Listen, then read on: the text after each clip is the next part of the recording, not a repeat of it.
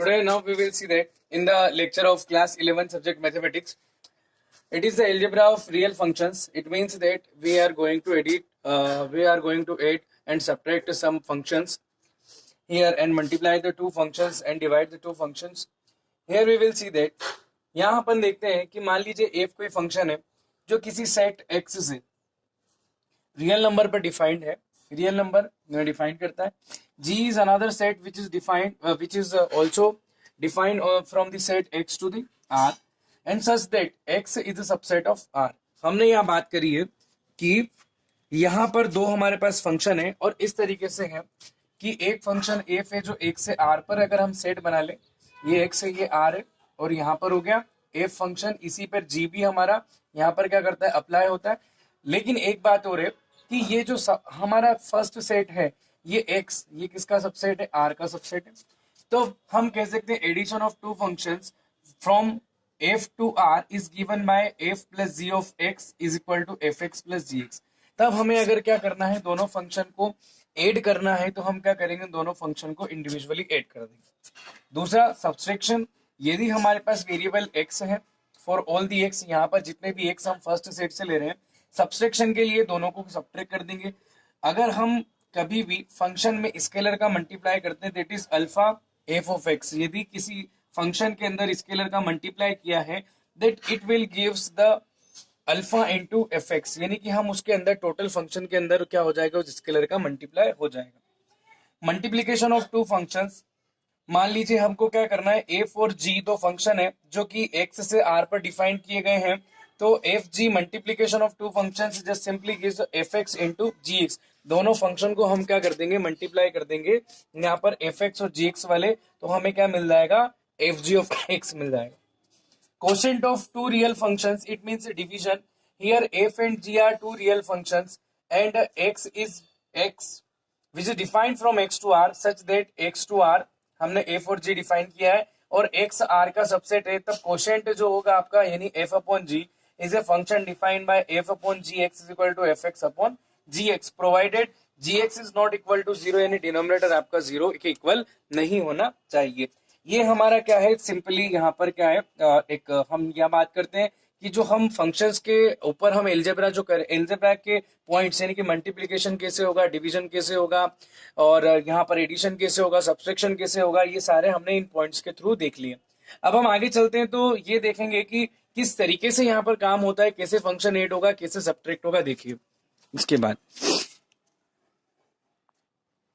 हमारे सामने यहाँ पर जो क्वेश्चन दिखाई दे रहा है वो क्वेश्चन है fx is equal to x square and gx is equal to 2x plus 1.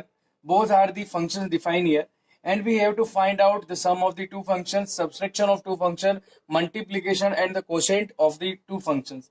First of all, we know that the sum of two function f plus g defined from any set x to r is given of fx plus gx. यानी हम दोनों function का सम कर सकते हैं. fx की value x square है, gx आपका हो गया 2x plus 1, यही आपका आंसर होगा. सेकंड हम बात कर रहे हैं फंक्शन का subtraction F G, subtraction of F of G that will be give F X minus हो जाएगा हमारा G X, that is X square minus हो जाएगा 2x plus 1, that is X square minus of 2x minus कितना हो जाएगा 1. Third is multiplication F G of X, it will gives us F of X multiply G of X, that is function f gives the value x square and gx is equal to 2x plus 1. So multiplication will be 2x cube plus x square. It is the answer. In the last, it is the fourth, f upon g of x, that will be gives us f of x upon g of x, that is simply equal to x square upon 2x plus 1. That is answer. It is the required answer. So by that way we will calculate the above values which will be given in the question. जो भी दी गई होगी question में वो हम क्या कर लेंगे, कैलकुलेट कर लेंगे. ठीक है, तो यहाँ पर ये हमारा एग्जाम्पल था एक्सरसाइज 2.3 का, ये हमने यहाँ देख लिया है. इसके बाद हम एक्सरसाइज 2.3 पर चलते हैं. यहाँ हमारे पास क्वेश्चन है, क्वेश्चन नंबर फर्स्ट एक्सरसाइज 2.3 का, और इस क्वेश्चन में बताना है कि ये जो आपके जितने भी पॉइंट दे रखे हैं, जो रिलेशन दे रखा है, जिनके अंदर ये ऑर्डर्ड पेयर आ रहे हैं, क्या ये रिलेशन एक फंक्शन हो सकता है या नहीं? फर्स्ट वाले के लिए मैं सॉल्यूशन लिख रहा हूं, सॉल्यूशन ऑफ फर्स्ट। यहाँ पर फंक्शन होने के लिए मैंने आपको बताया था कि एक रिलेशन जो होता है, कोई भी फंक्शन जो होता है वो क्या होता है, एक रिलेशन होता है। लेकिन कंडीशन ये है कि फंक्शन होने के लिए सबसे पहले जितने भी ऑर्डर पेयर बनेंगे उनके जितने भी फर्स्ट एलिमेंट्स हैं वो सारे क्या होने चाहिए, डिस्टिंक्ट होने चाहिए। यानी कि कोई भी दो सेम एलिमेंट एक ही इमेज फॉर्म, यहां पर सेम दो कोई सेम एलिमेंट जो होंगे आपके, कोई भी सेम एलिमेंट दो डिस्टिंक्ट इमेज फॉर्म नहीं करेगा। यानी कि फॉर एग्जाम्पल जैसे मेरा आ जाएगा 2 4 और क्या आ जाएगा 2 5, तो 2 ने 4 की इमेज भी बनाई है, 2 ने 5, तो ये हमारा क्या हो जाएगा, क्रॉस। ये रिलेशन के अंदर होता है, फंक्शन के अंदर क्या होता है, हर एक एलिमेंट की अपनी एक इमेज होती है, हर एक डिस्टिंक्ट एलिमेंट की अपनी इमेज होती है। लेकिन ये हो सकता है कि 2, जहां पर हम बात करें 2 की इमेज 1 हो जाए, 3 की इमेज 1 हो जाए, कोई दो distinct element same image form कर सकते हैं, लेकिन यहां पर जितने भी दो distinct element same image form कर सकते हैं, लेकिन सेम एलिमेंट जो है वो दो डिस्टिंक्ट इमेजेस फॉर्म नहीं कर सकता। अगर दो सेम, यहां पर हर एक ऑर्डर्ड पेयर में अगर दो सेम एलिमेंट आ जाएंगे, फर्स्ट यहां पर हर एक ऑर्डर पेयर में जो फर्स्ट आपका पार्ट है, यानी कि फर्स्ट जो नंबर है, अगर मान लीजिए कि फर्स्ट नंबर आपका क्या आ जाता है, सेम आ जाता है, इसका मतलब वो फंक्शन नहीं होगा। तो हम यहाँ क्या देख रहे हैं, फर्स्ट वाले में फर्स्ट 2 है, 5 है, 8 है, 11 है, 14 है और कितना है, 17 है। हालांकि यहाँ पर 11 और 17 की इमेजेस 1 बन रही, बाकी सभी की क्या बन रही है, 1 बन रही है।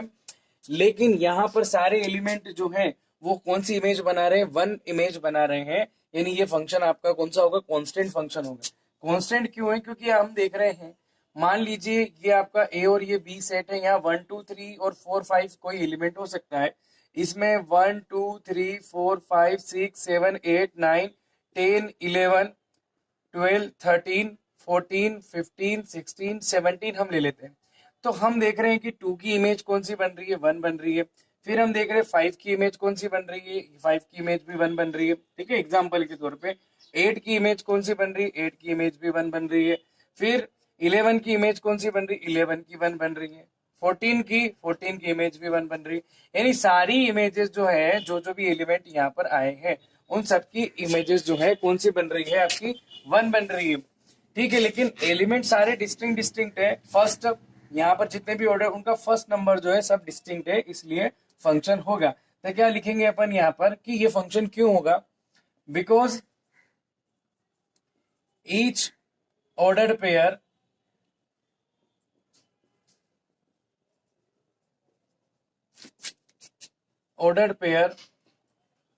the first element has its unique image. Therefore, the given relation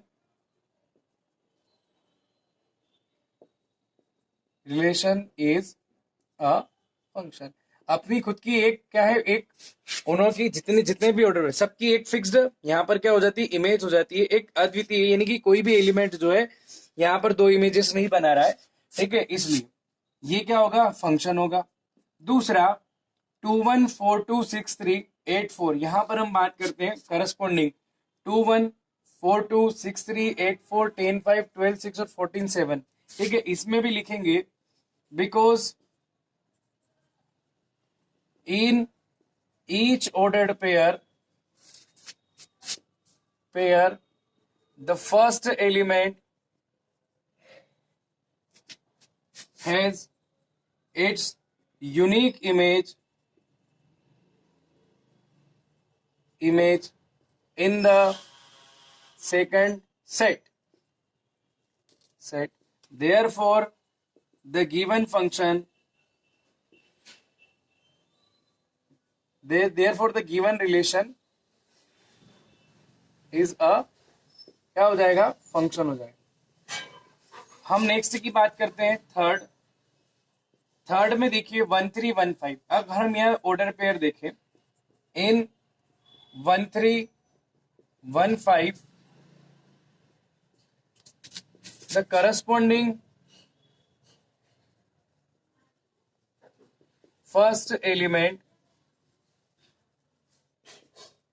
are same. हम ये बात जानते हैं कि कोई भी एलिमेंट की एक यूनिक इमेज होती है, but in a function any element has a unique image. ठीक है, लेकिन यहाँ 1 किसकी इमेज 1 3 को भी बना रहा है और 1 किसकी इमेज 5 भी बन रही है. Therefore the given relation is not a function. तो ये रिलेशन जो होगा ये फंक्शन नहीं होगा. इस तरीके से आपको यहाँ पर क्या हो जाते हैं सारे आंसर जो है आपको यहाँ मिल जाते हैं कि कौन सा यहाँ पर आपका ये रिलेशन होगा और कौन सा फंक्शन होगा.